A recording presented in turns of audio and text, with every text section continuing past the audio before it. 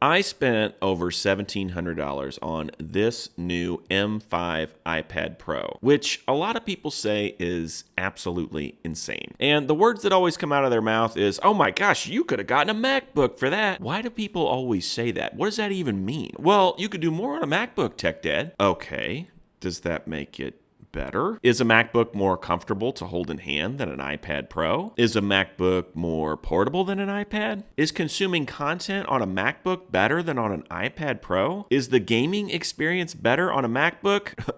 Definitely not. Well, it's got terminal, Tech Dad. That's why a MacBook's better.